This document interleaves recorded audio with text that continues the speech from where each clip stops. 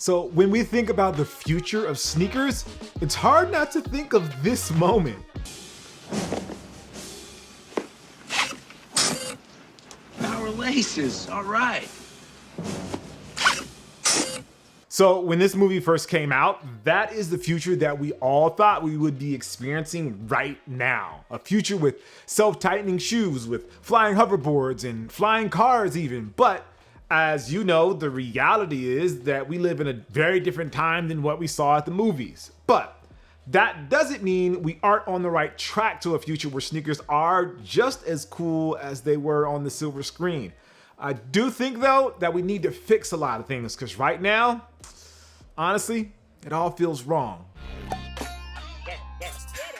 So at the moment, the future of sneakers, it actually looks a lot different depending on which brand you are with and what you are focused on in the sneaker world. For some, the future is in sustainability and the environment.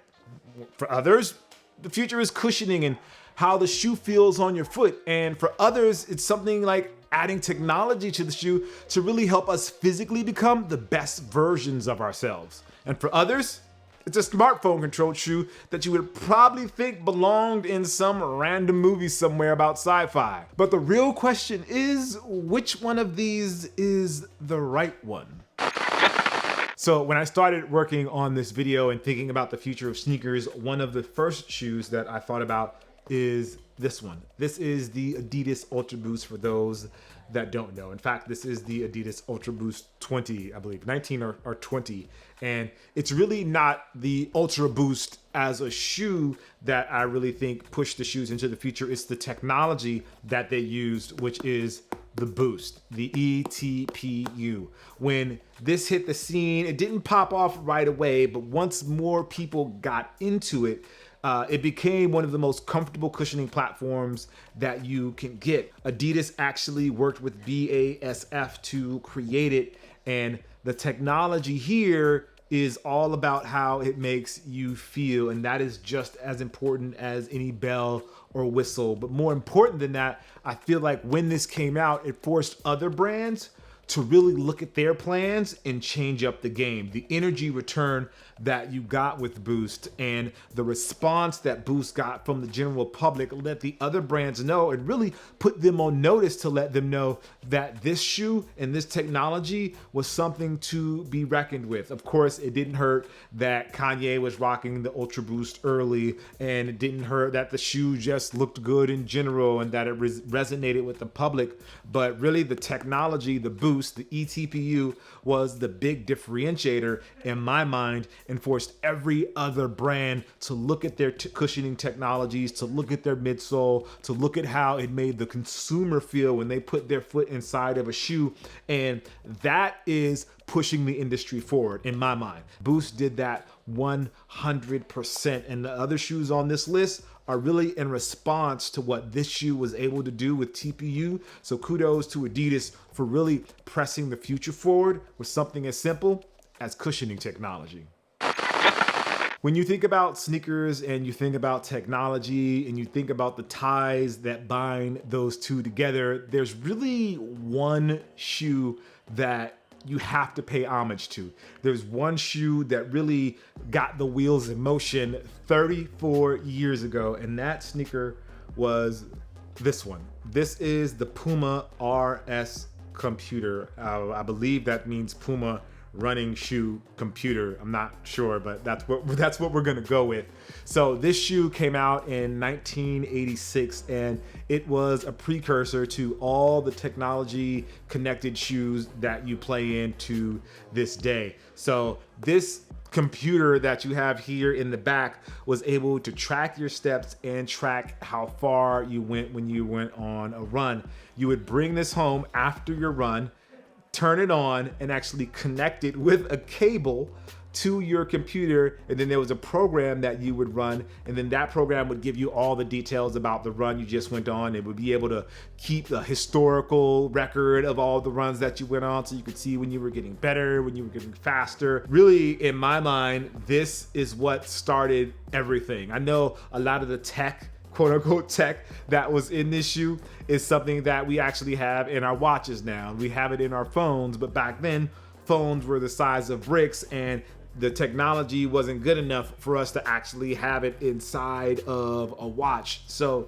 this was all that you got if you were serious about running, or I really imagine if you just wanted to flex in some kind of way. I often wonder, like, what would the world of sneakers be like today if this sort of technology had progressed along with this shoe or with the times? Like, this was 34 years ago. What would the world be like today if this was really, really popular and became something that was popular with everyone? How advanced would our sneakers be today? So big shout out to Puma when it comes to the future of sneakers, because they really got the wheels in motion and started this whole thing on.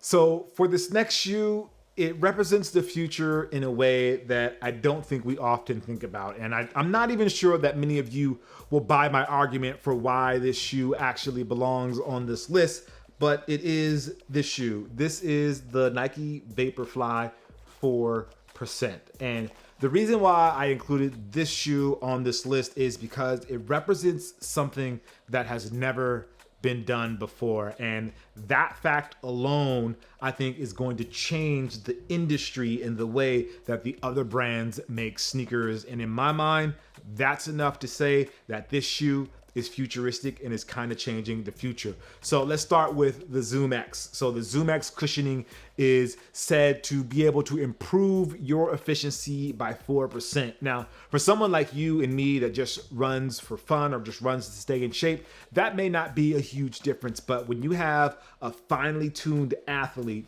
a 4% jump in your efficiency is going to make a huge difference. And that's what you get with someone like Eliud Kipchoge, who wore the 4% and was able to break the 2-hour barrier when it comes to the marathon. When you can create something like this that takes those limits into account and makes your body more efficient, it allows your body to push even further down that line. And that is what we got with this. Technology isn't always about Bluetooth and Wi-Fi connections or a computer processor. Sometimes it's something just as simple as this, and finding out the right components and putting them in the right configuration to make something better than what we had before. And this is definitely better when it comes to running shoes than anything that we had before. And as a result of Kipchoge breaking the barrier when it comes to the marathon, you're gonna see something like this come up from all of the brands. When you have that sort of influence, when you're able to change the way brands make their product, that I think is something that pushes the industry forward. And that's why I think this shoe belongs on the future list. Now, you obviously can't have a shoe about the future without including this shoe. This is the Nike Adapt. This is the 1.0. The reason why I wanted to include this shoe on the list is because it represented a bit of a jump when it came to sneakers. Up until the point of this shoe, shoes didn't really take into account the technology in the way that this shoe does. We had stuff like the LeBrons that had the puck that you would put inside, but this time Nike wanted to create something that was more holistic, that was one package that they could give you, and that's when they came up with the Adapt. It started out obviously inspired by the movie Back to the Future 2, but the result is something that I think pushes the industry forward, and that I think is going to spark ideas in others that want to do more when it comes to the future of sneakers outside of sustainability and the environment and things like that. The thing charged wirelessly, which was obviously awesome. You don't even think about having a shoe that charges wirelessly. You would imagine that you would have to plug it in to charge the battery. You're able to control how tight the shoe goes with the buttons here. You can either tighten it or loosen it. And the design of the shoe is almost pretty regular in a sense. It doesn't look like it's way futuristic. It doesn't look like it's something that's from the future. Really, it looks like a basic shoe, and I think that's part of the magic with this. When Tinker and Tiffany went to design this shoe, I think the idea was to create something that you can wear every day, not something that's so far out only certain people are going to wear it. Now, the price of this that definitely put it out of the grasp of most people at $700, I believe it was. So in that sense, it was unattainable. But for those that were able to get a pair, I think it allowed them to experience a bit of what we always wanted to experience when it came to the Back to the Future 2 movie. It allowed us to tighten our shoes, and it was that little bit of magic that made this shoe worth it. Had a lot of ideas when this came out, and in my mind I was like, there's a lot of places Nike can go, and they actually went that direction with some of the other shoes that are on this list. But when it comes to modern day future and the modern day sneaker going into the future, this is one that I think will always kind of sit atop the throne and push the way that we appreciate and look at sneakers from here on out. Thinking about the future of sneakers, in my mind, I want to see something that's going to allow us to do whatever we do at any time in that shoe. I don't need it to be specific for just one cause. Like the VaporFly 4% is futuristic, but it's very defined in how it's futuristic. And that's what I feel like Nike was doing with this next shoe. They opened up the aperture in a sense to make something that was bigger, that you could do more things in, and that is the Nike Adapt BB 1.0. So very similar to the normal Adapt, but what Nike was able to do with this one was to build a shoe in a way that you could actually do your job in it. If you played basketball, you could take this on the court and play ball in it. They had to think about how light the shoe was, how the technology works in the shoe, how it adapts to your foot. All of those things were considered when they created this shoe. Something as simple as making sure the shoe was breathable, which is things you think about when you make a regular performance basketball shoe. And all those things were implemented into this design. This was the first time that they adapted it where you could actually use it with your cell phone. You could set it up inside of your phone to make the shoe tighter or looser. So when I think about technology, I always think of it as a way that makes it easier for us to do something, or it addresses a quote unquote pain point. Now, there is not a big pain point, obviously, with tying your shoes, but there is a convenience factor to tying your shoes with your phone. So in a sense, this pushed the forward in terms of basketball performance, in terms of just thinking about performance, period, with mechanics involved, with an engine involved, with Bluetooth involved, with an accelerometer involved. All those things that you generally have inside of your phone, you were able to get them with this shoe and wear them around, which I think is going to push technology forward and allow brands to think about how they can use that to make us better in the long run, which really is what it should all be about, making the consumer better through your products, not making them worse.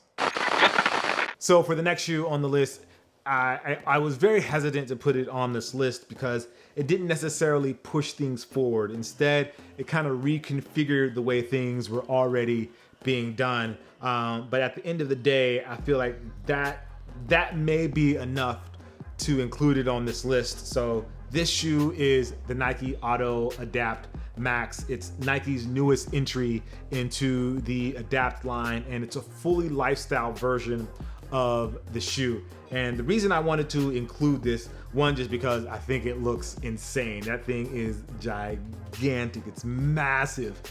But the offering that this has is that it's purely lifestyle. There is no performance benefit to it. This isn't something you're going to run in or play basketball in. This is a shoe that you would just strictly wear around to wear around. And as much as I love the Adapt BB and how that shoe is performance focused, but it still has the technology in it, this shoe has the technology in it, but it offers you a solution that is ready for the everyday person. And that's really important when it comes to technology. The everyday person has to buy in. They have to want to wear it. They have to think that this is going to benefit them, even though they're not a basketball player or a football player or an athlete. They just want something that they can lounge around and that they can rock around and that they can look cool in. In a sense, they have to create a shoe that's technologically forward, but still has the appeal and the nostalgia of like an Air Max 90 or an Air Max 1.